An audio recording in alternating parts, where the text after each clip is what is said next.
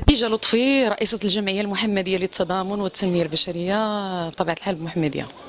أستاذة، كي كتشوفي الإقبال ديال الزائرين بعد أسبوع بعد ما افتتح نقول لك من ناحية ديال الإقبال ماشي بزاف، يعني بالمقارنة مع المهرجانات والأسواق النموذجية اللي فاتت. على أي ربما كانت هناك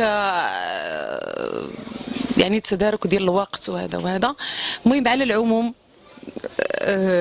لحد الساعة الحمد لله على كل حال. أنا المهم أنا كجمعية أنا ما مستفداش، أنا غير مع الصديقة ديالي رئيسة التعاونية.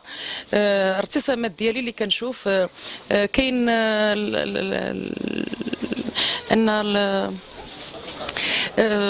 اللي الطابع اللي مسيطر على هاد الأجنحة في هذا المهرجان هو الطابع ديال الغرس. يعني الغرس ربما احنا مقبلين على كاب 22، ربما هذا الشيء علاش، ولكن اللي فيه هما اللي مسيطرين. هما الجناح ديال الاغراس هو اللي مسيطر بزاف على في المهرجان. ربما هذا الشيء علاش ما كانش اقبال بزاف، لان الناس كيبغيو يمشيو للموعان، كيبغيو يمشيو فهمتي. دونك اذا كنقول انا المنظمين المشرفين على هذا المهرجان ان يداركوا بعض الاخطاء اللي ترتكبت هذه السنه ولا السنه الفارطه، كومسا باش يداركوها العام الجاي ان شاء الله يكون احسن. هناك احتجاجات هناك على بعض الجمعيات، الاقصاء ديال بعض الفنانه سواء على الصفحات الفيسبوكيه والى اخره. دونك كنتمنى ان المهرجان الماجي ان شاء الله ديال 2017 نداركوا هذه الاخطاء اللي ارتكبت هذا العام ويكون خير، وحنا كنتمناو الخير لهذه المدينه. وشكرا دا لا بريس، تبارك الله عليكم. محمد سفريت، رئيس تعاونية التضامن المنتوجات النباتية المحمدية.